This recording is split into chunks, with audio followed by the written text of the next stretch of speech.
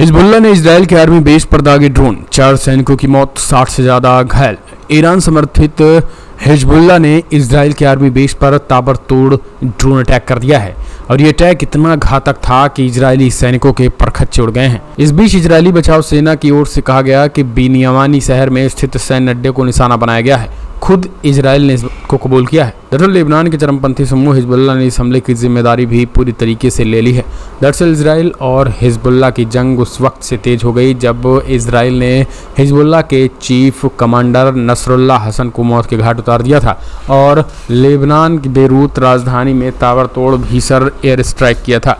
इस पूरे मामले में अब इजरायल ही नहीं, मिडिल ईस्ट में सीधे तौर पर एक तगड़ा एक्शन शुरू हो चुका है। लेबनान के चरमपंथी समूह हिजबुल्लाह ने इस पूरे मामले की जिम्मेदारी ले ली है। इजरायल की वायु रक्षा प्रणाली इतनी मजबूत मानी जाती है कि ड्रोन या मिसाइल हमले में इतनी संख्या में लोगों के घायल होने की आशंका नहीं के बराबर रहती है। लेकिन इस बार आपको बता दें, लगभग 10 से ज़्यादा मौतें और 70 से ज़्यादा इजरायली सैनिकों के गंभीर रूप से घायल होने की खबर निकल के आ रही है। कुछ घायल भी मारे जा रहे हैं। इजरायली मीडिया ने बताया है कि रविवार को लेबनान में 2 ड्रोन दागे गए। इजरायली सेना का कहना है कि एक ड्रोन को मार गिराया गया है। ये फिलहाल स्पष्ट नहीं हो पाया है कि घायलों में शामिल लोग आम नागरिक हैं या सैनिक। हिजबुल्लाह ने बयान में कहा है कि उसने बेरूत में इजरायल की ओर से किए गए 2 हमलों के जवाब में इजरायल की सेना के प्रशिक्षण शिविर को निशाना बनाया। गुरुवार को बेरूत में किए गए हमले में 22 लोग मारे गए थे। पिछले 2 दिनों में ये दूसरी बार है जब इजरायल से ड्रोन हमला किया गया था। शनिवार को तेल अवीव के उपनगर में ड्रोन अटैक हुआ जिनमें किसी के हताहत होने की सूचना नहीं थी।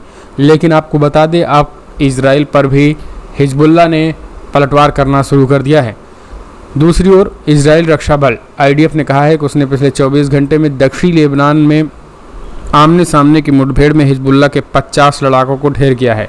IDF ने शनिवार को कहा है कि उसने उत्तरी इजरायल के इलाकों और सेना बलों को निशाना बनाकर भूमिगत सुरंग सॉफ्ट, कई हथियार भंडारण, बुनियादी ढांचे, रॉकेट लॉन्चर, मोर्टार बम और एंटी टैंक मिसाइलें सहित 200 से ज़्यादा अधिक हिजबुल्लाह के लक्ष्यों को निशाना बनाया है। बयान में कहा गया है कि इजरायली वायुसेना ने सीरिया लेबनान सीमा पर भूमिगत सुविधाओं को निशाना बनाकर अभियान भी चलाया है जहां हिजबुल्लाह के हथियार रखे गए थे। इसी बीच इजरायली सेना ने गजा पट्टी में अपना अभियान जारी रखा। सैन्य बुनियादी ढांचों को नष्ट कर दिया गया और टैंक फायर, शॉर्ट फायर व वायुसेना के हमलों के माध्यम से कई लड़ाकों को ढेर कर दिया गया।